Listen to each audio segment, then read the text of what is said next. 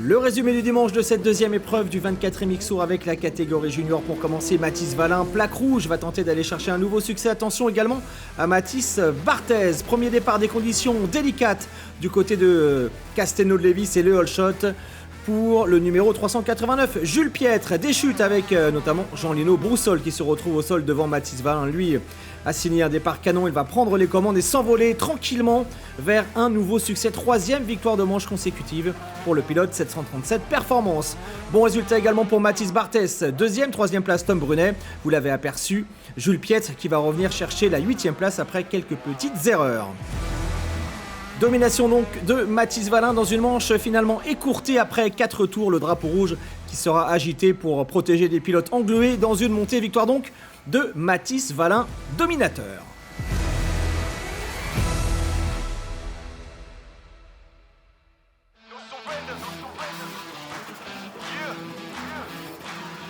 Tout de suite, la seconde manche avec le retour de soleil, mais une piste très collante, délicate pour les pilotes du 125. Belle sortie de grille une nouvelle fois pour la Yamaha TMX compétition numéro 389. Il est en pleine forme depuis le début de la saison. Jules Piètre qui signe le all shot, mais attaqué très rapidement par Mathis Wallin qui prend les commandes de cette deuxième manche. Mathis Wallin dans les ornières, le pilote coaché par Valentin Teillet qui va s'envoler une nouvelle fois. Piètre à la deuxième place. Belle course également de Tom Brunet devant Kivers Lefebvre et Fabio Fenouillet qui va revenir dans le top 5. Abandon malheureusement sur problème mécanique pour Mathis Barthez qui rentre à pied. Kivers Lefebvre ici à l'image qui va terminer 4e. Et donc nouveau succès, le 4e consécutif pour Mathis Wallin qui enchaîne un deuxième doublé consécutif. Jules Piètre, 2e, 8e dans la première manche. Le pilote Yamaha qui va aller chercher le deuxième podium de sa saison. Victoire donc au général de Mathis Wallin avec le doublé. Tom Brunet qui monte sur le podium en seconde position. Le Normand retrouve la forme et Jules Piètre à la 3e place.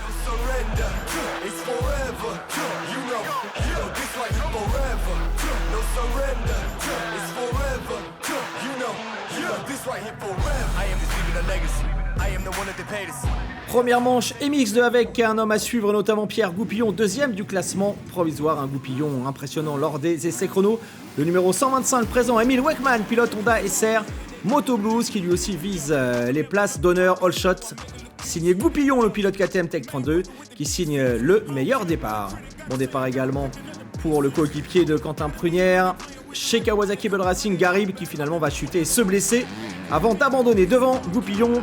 Va s'envoler, le voici Garib, abandon dans la foulée, chute également pour Matteo Mio avec sa 250 YZ. Belle course en revanche pour Bogdan Krajewski qui a pris la 2e place. Quentin Prunière mal parti qui attaque et qui revient petit à petit vers les avant-postes. Bonne manche également pour le pilote FR25 Sutel. Arnaud Aubin qui revient dans le top 5, mais devant Pierre Goupillon est intouchable. Il va s'imposer avec plus d'1 minute 20 d'avance sur Bogdan Krajewski en mettant un tour au 5e. Encore des problèmes pour Matteo Mio. Pierre Goupillon donc dominateur. Victoire devant Krajewski, Quentin Prunière, Emile Weckman, Arnaud Aubin, Adrien Petit, le champion de France junior qui termine en 6e position. Et Florian Yo qui termine 7e avec sa 250 YZ. Voici les images de Quentin Prunière dans les dernières minutes de course. Quentin qui a fait une très belle manche. Abandon en revanche pour Lucas Humbert sur problème mécanique. Je vous parlais d'Adrien Petit, le voici à l'image. Meilleure performance depuis le début de la saison. Emile Weckman lui est au rendez-vous, 4e. Goupillon, Krajewski, Prunière, Weckman, Aubin, Petit, Mio, Charlier, Saad Soulimani, Hugo Manzato. C'est le top 10 d'une première manche largement dominée par la plaque numéro 57 du pilote Tech 32.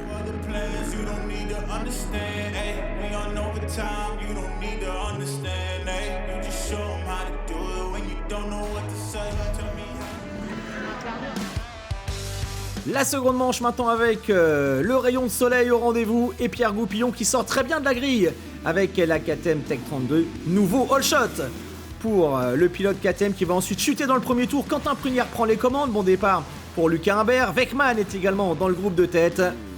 Des pilotes qui commencent à galérer dans les ornières de Castelnau-de-Lévis devant Quentin Prunière qui creuse l'écart. Devant Bogdan Krajewski et Pierre Goupillon qui revient après sa chute. Goupillon qui va doubler notamment Emile Weckman pour revenir à la 3e place. Emil Weckmann, le pilote Honda, toujours aux avant-postes. Et l'on retrouve le leader Quentin Prunière, déjà vainqueur d'une manche il y a 2 ans du côté de Magesque dans ce championnat de France 24e X-Tour. Quentin qui vise sa première victoire au général.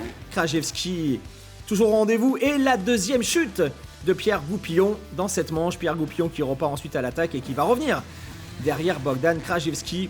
Belle course du numéro 247. Florian Mio avec la 250 fin de course complètement folle avec Pierre Goupillon qui va trouver l'ouverture sur Krajewski, revenir sur Quentin Prunière. Les 2 hommes qui vont nous livrer un duel épique dans le tout dernier tour. 3e place pour Krajewski, Weckmann à la 4e position. Nous sommes à quelques centaines de mètres de l'arrivée. Goupillon a repris l'avantage sur Quentin Prunière. Regardez cette image, et les 2 hommes se touchent et finalement c'est Quentin Prunière pour quelques centimètres qui remporte cette seconde manche devant Pierre Goupillon, Krajewski, Weckmann et Maxime Charlier.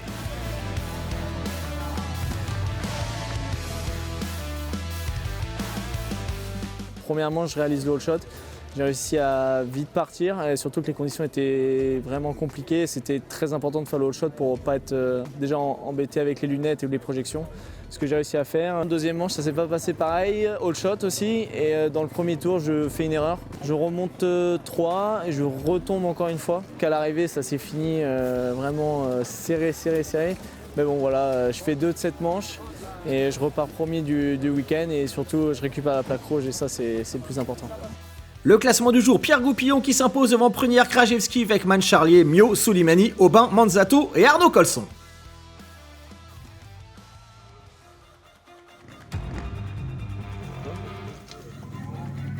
Place maintenant aux images de la catégorie Rennes avec Stéphane Rubini, 2e temps chrono de retour de sa blessure à l'épaule. Le pilote Honda SR Moto Blues qui va signer le premier all shot de sa carrière dans la catégorie Rennes avec à ses côtés Milko Potisek, le lion des Flandres, le champion de France en titre, qui s'élance également aux avant-postes. Rubini rapidement devant. Bon départ également pour Jimmy Clochet, Mathis Boiramé.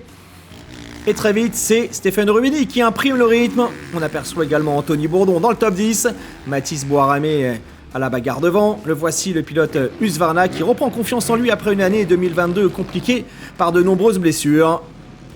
Boiramé, Milko Potisek roue dans roue avant que le pilote Yamaha ne commette une petite faute. Mauvais départ également pour le numéro 92, Valentin Guillot, qui attaque pour revenir. Erreur aussi pour le leader, Stéphane Rubini, qui va sortir de la piste avant de se récupérer. Milko Potisek, après son erreur, est reparti à l'attaque. Il terminera finalement en 7ème position au guidon de la Yamaha.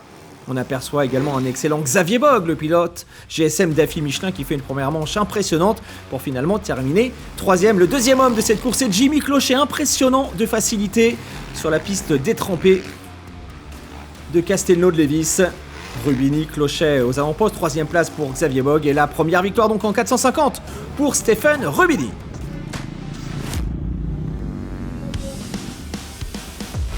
On enchaîne avec le second départ catégorie MX1 et une nouvelle fois c'est Rubini qui s'offre la meilleure sortie de grille pour virer en tête avec à ses côtés Mathis Boiramé. Xavier Bog également aux avant-postes. On aperçoit Anthony Bourdon avec la Kawasaki Bud Racing. Rubini devant, Greg Aranda lui aussi très bien parti. Aranda 6ème de la première manche, beaucoup plus à l'aise dans ce second débat. Greg Aranda qui va mettre la pression sur les épaules de Stéphane Rubini. Encore un bon comportement global de Mathis Boiramé. Aranda le voici. Greg Aranda a pris les commandes de cette seconde manche. De son côté, Milko Potisek revient petit à petit. La plaque numéro 32 qui terminera finalement en 5ème position. Devant, Aranda a creusé l'écart. Greg Aranda en train de consolider sa 2ème place de la journée. Stéphane Rubini, lui, est aux avant-postes. Son coéquipier remonte très fort. Valentin Guillot est à l'attaque. Plaque numéro 92. Valentin Guillot qui va revenir chercher la 3ème place dans cette seconde manche. Devant Mathis Boiramé ici à l'image. Potisek, je vous le disais, finalement 5ème alors que Jimmy Clochet terminera en 6ème position devant Xavier Bog. beaucoup d'ornières, des conditions délicates et un Stephen Rubini donc qui va faire le spectacle, tout comme Greg Aranda, intouchable dans cette seconde manche. Aranda, Rubini, Guillaume, Boiram et Potisek, c'est le top 5 de ce second débat. Bah écoute, franchement, je suis super content. C'est vrai que de finir sur la plus haute marche du podium, voilà, c'est une première en 4,5, première de l'année. Donc voilà, de rebondir comme ça après un mauvais week-end à la Capelle, voilà, je pouvais pas rêver mieux.